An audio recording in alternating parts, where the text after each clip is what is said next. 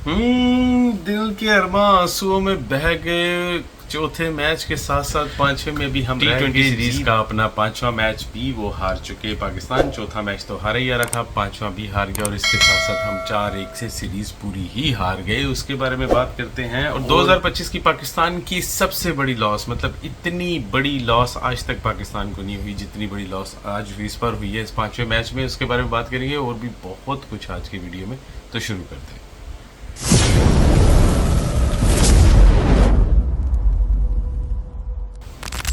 अस्सलाम वालेकुम, नमस्ते, सत श्री अकाल। कैसे हैं आप सब? उम्मीद करता हूँ कि सब खैरियत से होंगे। जी पाकिस्तान हार चुका, पांचवा मैच भी हार गया, सीरीज भी हार गया। मैंने तो फिर आपको पिछली वीडियो में बोल दिया था कि ये नहीं जीतते भाई साहब, बिल्कुल नहीं जीतते। और वही हालत हुई। क्या मैच हुआ ये ना, क्या मारा उस बंदे ने। मैं कहता हूँ टिम साहब ने क्या मारा। मैं प्लेयर ऑफ द मैच भाई साहब हुए। 97 रन बना के गए और क्या तबीयत से धोया उन्होंने पाकिस्तान के एक एक बॉलर को के मजा आ गया। उन्होंने वाकई बताया कि T20 का मैच किसको कहते हैं, मतलब 10 ओवर के अंदर मैच खत्म। T20 के सीरीज का पांचवा फाइनल मैच जिसमें 128 रन का टारगेट पाकिस्तान ने 9 विकेटों के नुकसान के ऊपर दिया।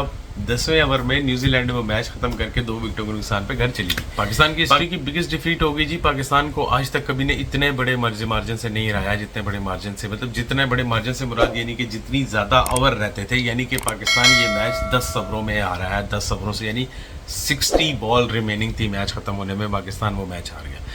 इतनी बड़ी बॉलों से कभी भी आज तक पाकिस्तान नहीं आया था। इससे पहले हम लोग आ रहे थे, वो भी न्यूजीलैंड से आ रहे थे, वो भी इसी सीरीज में आ रहे थे 59 बॉलों से। इस बार हम लोग 60 बॉलों से पूरा हार गए।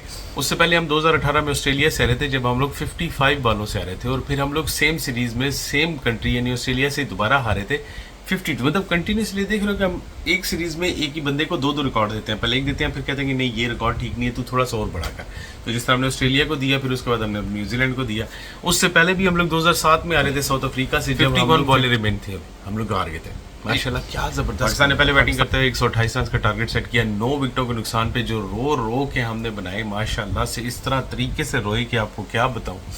एक एक बॉलर हमारा इतना रोया, एक एक बैट्समैन हमारा इतना रोया, मतलब उन्होंने धोया नहीं, मतलब लिटा के धोया, यूं पकड़ के मुंह हमारा पाकिस्तानी टीम का यूं कीचड़ में उन्होंने बॉलिंग में, बैटिंग में, हर चीज में रगड़ के रख दिया। बैटिंग तो की न्यूजीलैंड ने, उसके साथ साथ आप ये देखो कि उनकी बॉलिंग कितनी अच्छी थी। 5 विकेटें लेके गया जिमी साहब, 5 विकेटें 22 रन के ऊपर। अंदाजा लगाओ इतने बुरे तरीके से पाकिस्तान को उन्होंने धोया कि 5 विकेटें लेके गए। यार हद होती है, आपका बॉलर विकेट नहीं ले रहा, अगले 5-5 विकेट ले रहे हैं। 97 मतलब 2 बंदे खेल रहे थे, उसी को 2 विकेट। वो पहले खेलते थे ना पाकिस्तान में हम लोग, अगर याद हो रमजान जो चल रहा है वैसे भी, वो टेप वाली बॉल के ऊपर हम लोग डबल विकेट टूर्नामेंट हुआ करते थे, तो वही हिसाब था। उनका भी एक बॉलर एक बैट्समैन हमारी पूरी टीम को मार गया। मतलब आप ये देखो कि शादाब ने 28 रन बनाए, आगा ने 50 रन बनाए, 2 बंदे चले, बाकी पूरी की पूरी टीम 36 रन पर आउट हो गई।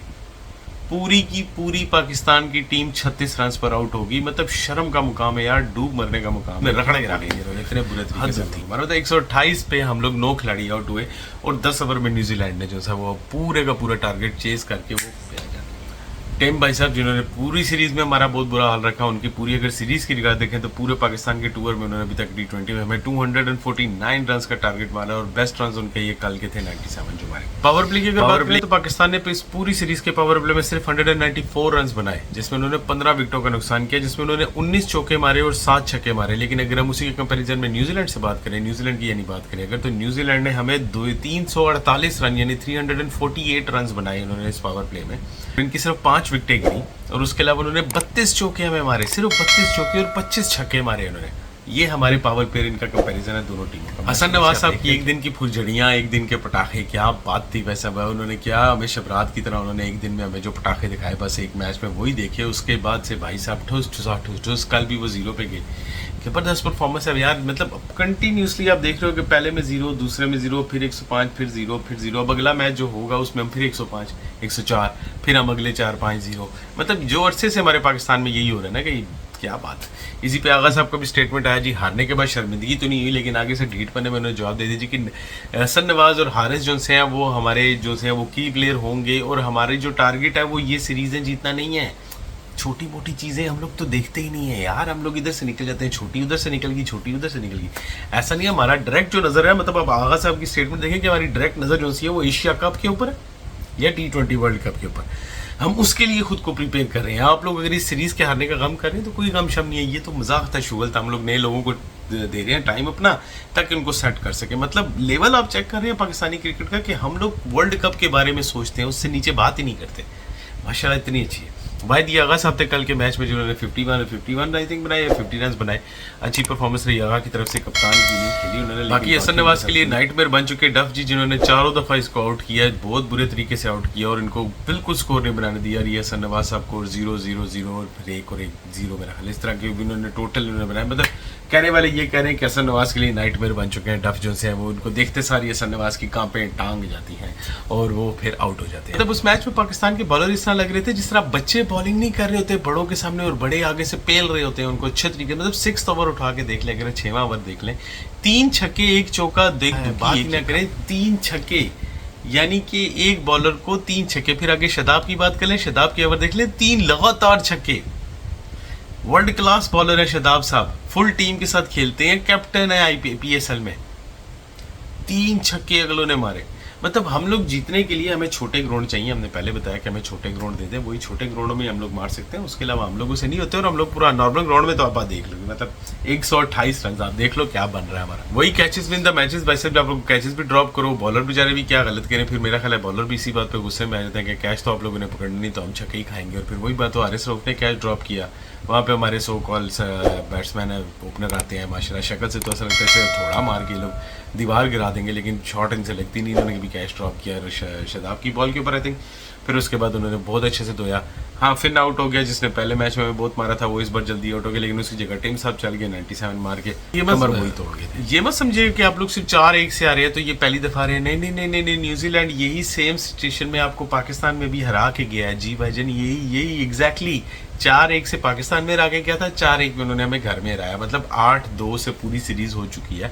शर्म का मुकाम है कि हम लोगों ने वही चीज, कम से कम ग्राउंड बदल गए थे, जज्बात बदल गए थे, हालात बदल गए थे, मौसम बदल गया था, लोग बदल गए थे, अपने एक देसी नजर आने की बजाय गोरे लेटे हुए नजर आ रहे थे। यार कुछ तो शर्म खा लेते यार, 4 उधर भी आ रहे, 4 इधर भी आ रहे, लाख लानत तुम्हारे पे पाकिस्तानियों, हालत तुम्हारी ये है कि क्या बोले। तो बड़ी मार पड़ी जी, बताया जिस तरह मैंने आपको बॉलर्स को बहुत मार पड़ी, हर बॉलर को जांदाद खान हो गए, शदाब हो गए, ये खाली हारिस रऊफ थे जिन्हें थोड़ी कम पड़ी, लेकिन बाकी सब को उन्होंने तबीयत से धोया। 4 छक्के, 5 छक्के, शेडी को 4 छक्के, जांदाद को 2 ओवरों में इतनी मार पड़ी। बरस मतलब बहुत मारा, न्यूजीलैंड ने बहुत मारा ये मैच में, इतना मारा कि तबीयत बाग बाग होगी, मज़ा आ गया सुकून से। यकीन करो कि जैसे हाईलाइट्स देख रहा हो तो मैं तो मैच उस तरह देख रहा था, इस तरह धोया उन्होंने। मतलब 4 छक्के यार, वही गंदी परफॉर्मेंस हमारी, वही 11 पे 1 आउट, फिर 22 पे 2 आउट के, 23 पे 2 आउट, फिर 40 पे 3 आउट। मतलब वही हम लोगों ने रिंग के तकलीफ में, इतने बुरे तरीके से, इतनी तकलीफ में आके हम लोगों ने मैच बनाया और मैच को हम लोगों ने न्यूजीलैंड को दिया। वैसे ही दे देते यार ये ट्रॉफी उठा के, यार मैं कहता हूँ कि वो यूं पकड़ा के दे देनी थी भाई जी, जीत गए 4-1 से, यार